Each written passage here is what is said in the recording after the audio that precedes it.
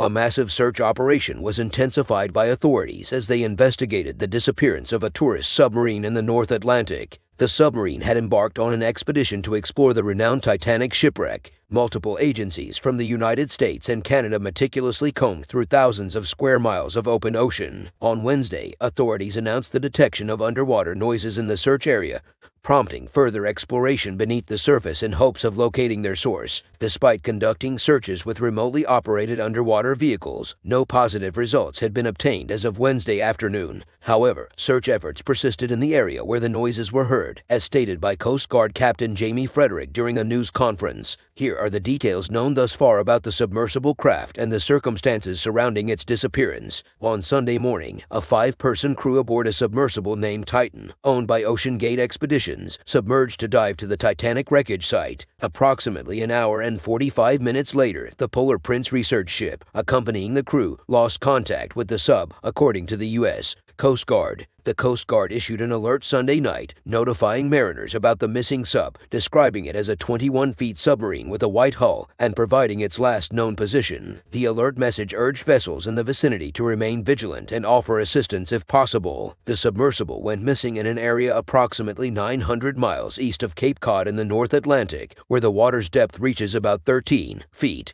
By Tuesday afternoon, Coast Guard officials estimated that the sub had less than 40 hours of breathable air remaining. Addressing reporters during a news conference on Tuesday, Coast Guard Captain Jamie Frederick assured that every effort would be made to effect a rescue. Describing the search effort as an incredibly complex operation, Frederick expressed a determined commitment to swiftly deploying equipment to the scene. The 5 individuals on board the submersible included an operator identified as Stockton Rush, the CEO of OceanGate Expeditions, as well as 4 mission specialists. The term mission specialist is used by the company to refer to its paying passengers who had spent up to $250,000 for a seat on the expedition. On Wednesday morning, 3 additional vessels arrived at the search area. One of these vessels possessed side-scan sonar capabilities, enabling the creation of images of large sections of the seafloor. According to the Coast Guard's tweet, this vessel commenced search patterns alongside at least 2 others, while multiple military and other agencies collaborated under a unified command. Providing an update on Wednesday, Captain Jamie Frederick disclosed that 5 surface assets were involved in the search, with an additional 5 expected to join within the next 24 to 48 hours. The search team also employed 2 actively searching ROVs, with several more scheduled to arrive and assist on Thursday. The U.S. Coast Guard reported deploying C-130 aircraft to search for the submarine,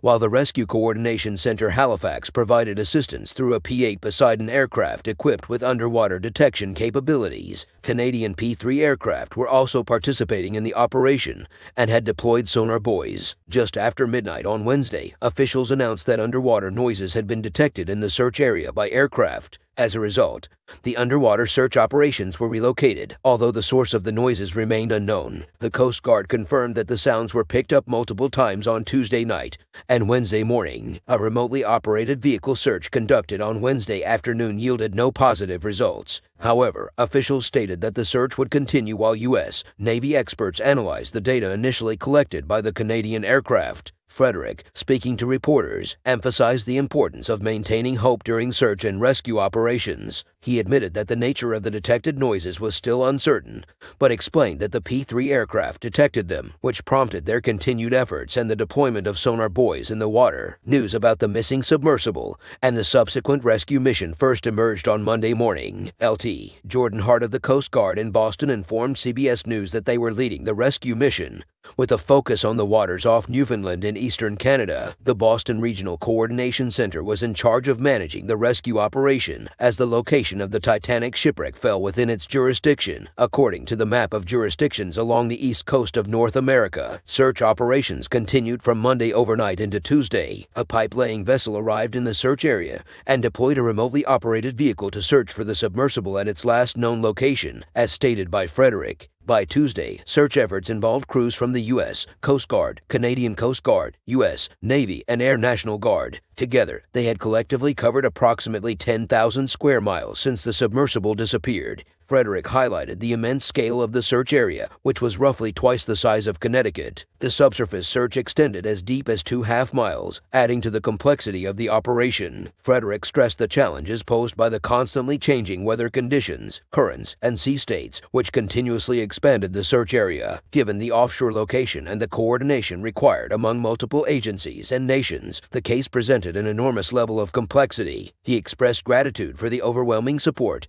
and offers to provide additional equipment. Regarding a potential deep-sea rescue operation, Frederick admitted that it would be difficult to describe its specific characteristics if the submersible is found in time. He noted that the experts would need to assess the situation and determine the best course of action for recovering the sub. Rear Admiral John Voyager of the Coast Guard mentioned during a Monday briefing that while the current focus was on locating the vessel, they would have to initiate some form of rescue if the submersible is found in the water. Coordination and communication efforts were underway with various partners in the U.S., Navy, Canadian Armed Forces, and private industry to assess the available underwater rescue capabilities. Voyager affirmed that they would maintain hope for the sub passengers as long as there remained opportunities for survival. Frederick acknowledged that the origin of the detected sounds by the Canadian aircraft could have various sources. Carl Hartsfield, the director of the Woods Hole Oceanographic Institution and an expert in underwater acoustics, explained the difficulty in distinguishing between human and natural sounds emanating from below the surface. He emphasized the complexity of the ocean environment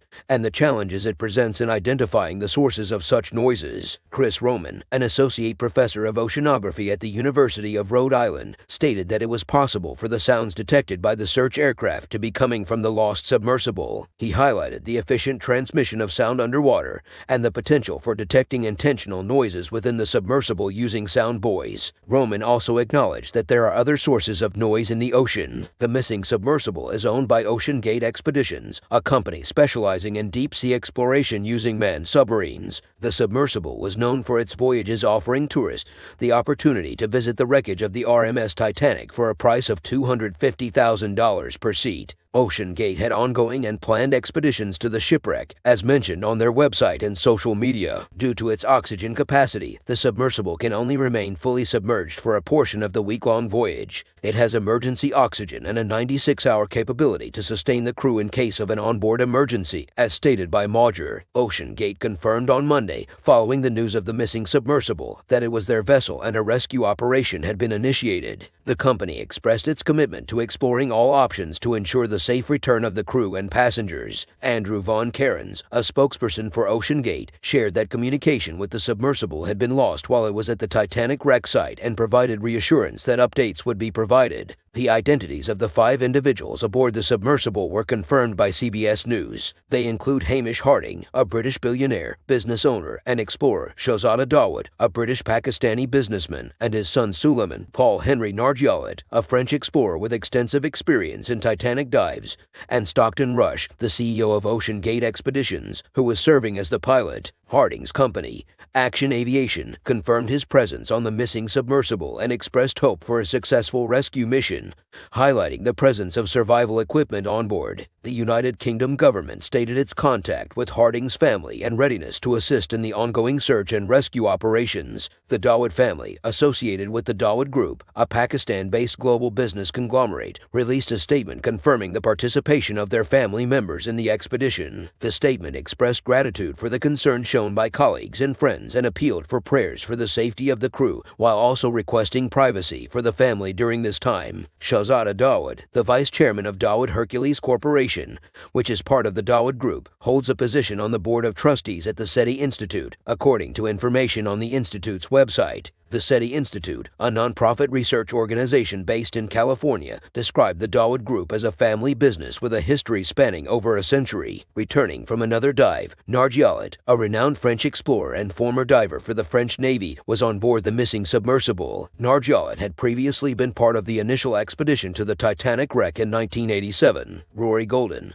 an explorer who became the first Irish diver to visit the Titanic wreckage in 2000, confirmed that he was part of the voyage but not on the submersible that went missing. In a Facebook post, Golden reassured others of his well-being and emphasized the focus on the ongoing major search and rescue effort being carried out by various agencies. Harding, who was the first passenger to be publicly identified, had shared on social media his involvement in the Titanic shipwreck expedition. In a Facebook post, Harding expressed his pride in joining OceanGate expeditions for the RMS Titanic mission as a mission specialist on the submersible heading down to the Titanic. He mentioned the challenges posed by the severe winter in Newfoundland, anticipating that this mission would likely be the only manned mission to the Titanic in 2023. Harding's post included images of himself, including one where he signed his name on a banner labeled Titanic Expedition Mission V, and another featuring the submersible vessel. Richard Garriott DeCayu, the president of the Explorers Club, where Harding played a role in establishing the board of trustees, mentioned their recent discussion about the expedition in a letter to club members following the sub's disappearance. Garriott DeCayu highlighted Harding's enthusiasm for the expedition, expressing knowledge of his eagerness to conduct research at the site. Harding, an experienced adventure tourist, had previously traveled to space aboard a Blue Origin rocket and had reached the deepest part of the ocean, the Mariana Trench, with U.S. explorer Victor Vescovo. While the search efforts remain crucial, the next challenge would be rescuing the 5 people on board the submersible. Titanic expert Tim Matlin expressed doubts about the feasibility of a sub-to-sub rescue due to the scarcity of submarines capable of reaching such depth. Ralph Bachmeier, a professor of marine environmental technology and deep-sea engineering, explained 2 possible options for a rescue if the sub is on the seafloor: winching it up, which would be highly difficult at a depth of approximately 13 feet, or using a lift bag to lift the sub to the surface. Both options pose significant challenges, such as weight, drag, potential entanglement, and the need for remotely operated vehicles to facilitate the rescue. Matlin highlighted the extreme conditions at the wreck site, emphasizing the darkness, cold temperatures, muddy and undulating seabed, and the reliance on sonar for navigation due to the lack of visibility. Rescuers face a daunting task similar to a moonshot, and Matlin expressed concerns for the lives of the explorers on board. OceanGate's focus, as stated in their statement, is solely on the crew members in the submersible and their families. The company expressed deep gratitude for the extensive support received from various government agencies and deep-sea companies in their efforts to re-establish contact with the submersible. OceanGate's most recent activity on social media regarding its Titanic expedition was a tweet posted on June 15th. The tweet mentioned the company's use of Starlink, a satellite company, to maintain communication with the submersible as it made its way towards the Titanic wreckage. OceanGate expressed gratitude to Starlink for providing the necessary internet connection for the dive operations. The tweet featured an image of the submersible attached to a deck on the ocean's surface. Known as the Titan, OceanGate's deep-sea vessel is renowned for being the only 5-person submersible in the world capable of reaching the depth of the Titanic, nearly 2.5 miles beneath the ocean's surface. According to a report by CBS Sunday Mornings, the Titan is one of 3 submersible crafts owned by OceanGate. Typically, it carries a pilot, 3 paying guests, and a content expert. Weighing approximately 23,000 pounds, the Titan can reach depths of up to 4,000 meters and has about 96 hours of life support for its crew of 5. In the past, the Titan crew had encountered challenges due to unfavorable weather conditions during their journey from Newfoundland to the Titanic site. However, the submersible's design and capabilities were described by correspondent David Pogg,